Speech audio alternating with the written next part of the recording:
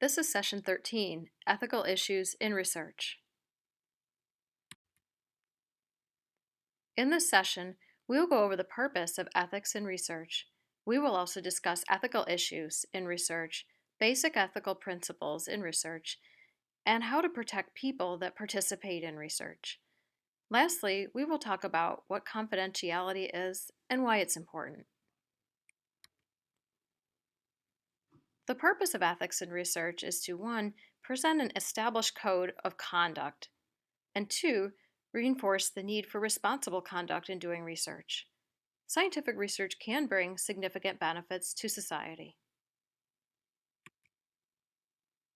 Scientific research can also offer opportunities for abuse of people involved as participants in research. For this reason, a code of conduct to guide researchers and others involved in research is needed to avoid such abuse. A need to have an established code of ethics in research was identified. In 1974, the National Research Act was signed into law to address that need. Research is conducted at most institutions in the United States and is guided by a set of ethical principles and guidelines. These guidelines were established and published by the National Commission for the Protection of Human Subjects in Biomedical and Behavioral Research. The BELMONT report was written in 1976 by the National Commission for Protection of Human Subjects of Biomedical and Behavioral Research. It describes 3 ways to protect people who participate in research. The basic principles for research are respect, beneficence, and justice. Respect for persons means that individuals should be treated as autonomous agents, meaning they can decide on their own. Individuals with less autonomy should be protected. In practice, this is applied by 1. The informed consent process, 2. Protecting the individual's privacy, and 3. Maintaining confidentiality. Maintaining privacy and confidentiality is important to ensure accuracy of information and protect participants from social risks like insurance, jobs, housing, or legal. Beneficence means to benefit and or to favor. In research, there's an obligation to maximize benefits and minimize risk. The idea is to first do no harm, and second, maximize benefit and minimize risk. In practice, this is done through a careful risk-benefit assessment. Justice means that every participant should be treated fairly and equally in research. Burdens and benefits from research should be evenly and fairly distributed. In practice, justice is ensured through the use of fair procedures in the selection of participants for a research project. Strict federal rules are in place to make sure that people who participate in research are protected. Some of the tools used to protect the health, rights, and safety of research volunteers are the informed consent process, review panels, and regular monitoring of research activities.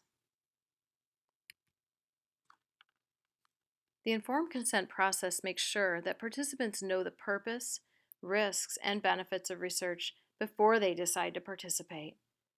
Informed consent is an important part of the research process because it makes sure that those who participate in the research are well informed. This process begins before individuals decide to participate and continues throughout the research process. This process is based on the idea that people can make good decisions for themselves if they have the right information. Often, the informed consent process involves talking with someone about the research project, asking questions, and signing a consent form. A consent form will likely include these things: structure, purpose, and time period of the research, procedures or how the research will be done, risks and discomforts that may happen to participants, and ways to reduce risks if the study has more than a small risk. Consent forms will likely also include benefits to participants and others, confidentiality of records and information, participant rights, which include the right to make one's own decision about participating and the right to leave the study at any time without penalty, and contact information if one has questions at any time. It is important to know that the consent process does not end with the signing of a form. Researchers must tell participants about new risks or benefits that may be found along the way. Participants are always encouraged to ask questions about what is happening at any time. An institutional review board, or IRB, must approve all research projects that involve people. Clinical trials evaluate new medicines or procedures that may affect health. These trials must be approved by an IRB and a scientific review panel. An IRB is a group of people who are qualified to review research projects before they begin and throughout the project to make sure that they're safe for participants.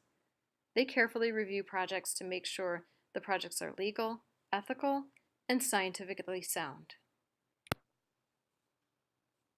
IRBs are made up of at least 5 people, with at least 1 member from outside the organization that is doing the research. Members are often medical specialists and other professionals from different backgrounds. Throughout a study, participant safety is supervised by the IRB. Clinical trials may be reviewed by data safety and monitoring boards that report to federal agencies. Confidentiality refers to limiting access to private information about a person. Other terms, such as privacy and anonymity, are often used, but are not the same as confidentiality.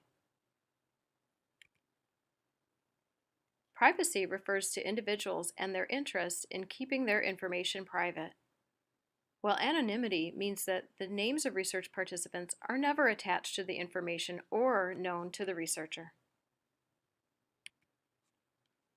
All research involving human participants must keep information about participants confidential unless the researcher has permission of the participant to do otherwise. Confidentiality is an important way for researchers to protect the people who participate in their studies. Without the guarantee of confidentiality, participants might not be willing to share as much information about themselves. When research deals with sensitive topics that may have legal or financial results, such as drug use or illegal conduct, anonymity may be used instead. A legal demand for confidentiality was created by an act called HIPAA, the Health Insurance Portability and Accountability Act. HIPAA gives researchers strict rules on how personal health information can and cannot be used. This protects the research participant. The researcher must consider how confidentiality will be kept up in all parts of the study. Before involving human subjects, an agreement between the investigator and the participant should describe how confidentiality of records describing the participant will be kept. The researcher should also limit the amount of personal information gathered to the least amount necessary. Here are some take-home points from this session.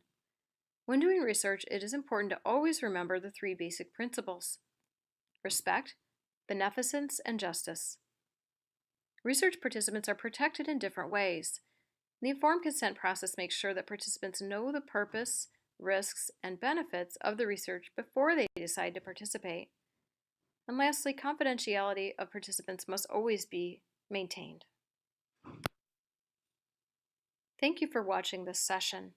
If you would like to review the content of this session, feel free to print and download the PowerPoint slides found at the bottom of the Modules section of this online training. You can also refer back to your Community Health Advisor manual you received during the first half of your training.